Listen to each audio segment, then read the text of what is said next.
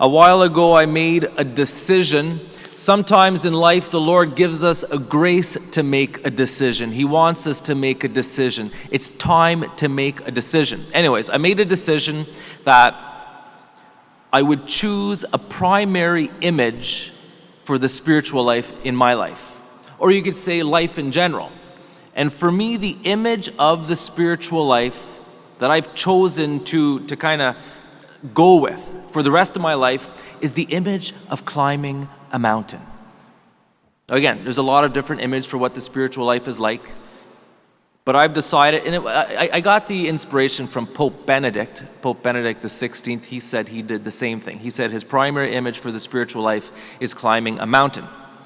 Again, no image is perfect. Some people say, no, the spiritual life is more of a descent. It's a humbling yourself. Yes, I agree 100%, but I want to choose one primary image, so it's climbing the mountain. But not just climbing a mountain, being on a pilgrimage up a mountain. And the reason I like the pilgrimage aspect of it is, I don't know, how many of you know someone who did the Camino de Compostela, in Spain, St. James? Yeah, we all know people who've done it. Maybe some of you have done it. And I've never done it myself, but I've been on other similar type pilgrimages. But the idea is every morning you get up, and you're feeling a little tired and a little achy. You probably didn't sleep the best in the little hostel you stayed in, but you get up, you put your hiking shoes on, you put your pack on, and you walk a little more. You do a couple miles. And people who do these pilgrimages, it's tough. They've got aching muscles. They often get blisters. Sometimes they're tired and cranky. Sometimes they have to wait a while to get food or water. It's tough. But you know what? You talk to them, and they love it. I've never met someone who's done the Camino of St. James who didn't look back fondly on the experience. I'm sure there are who had bad experiences. I'm not denying that. But the point is, the Lord Jesus says he wants us to become his followers. He wants us to take up our cross and follow him. In Luke's gospel, he adds, daily. Take up your cross daily and follow me. And he says, because whoever wants to save his life will lose it.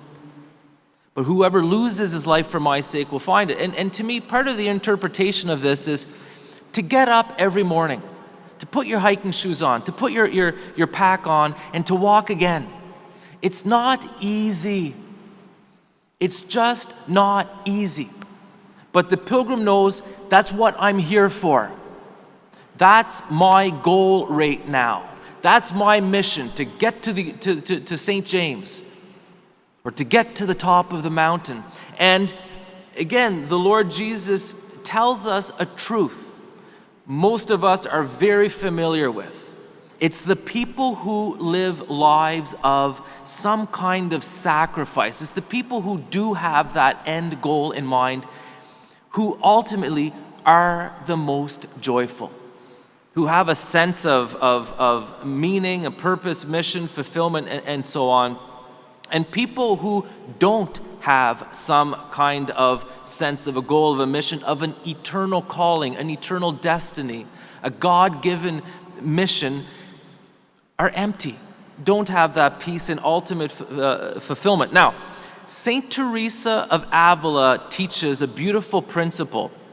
She says, as a person advances in the spiritual life, they do get to a point where they are so in love with God that they can do nothing but continue to advance in the spiritual life. She says it's always possible to backslide, but she says generally when you get to a certain point of being in love with God, love demands that you keep going. That's part of the nature of love. You want to pour yourself out more and more. And I think too, in the spiritual life, we should get to a place where all we want to do is get up each day and just do our best, continuing to try to love God and to do His will.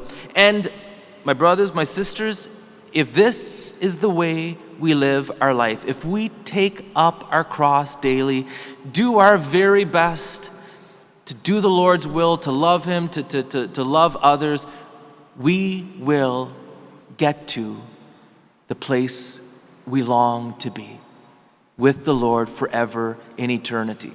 And it doesn't mean that we're not going to have days where we fail, we fall, we get injured or whatever. It's hard, it's difficult. But the one who decides that, yes, I want to follow Jesus, take up my cross every day and follow Him, to me, your salvation is assured.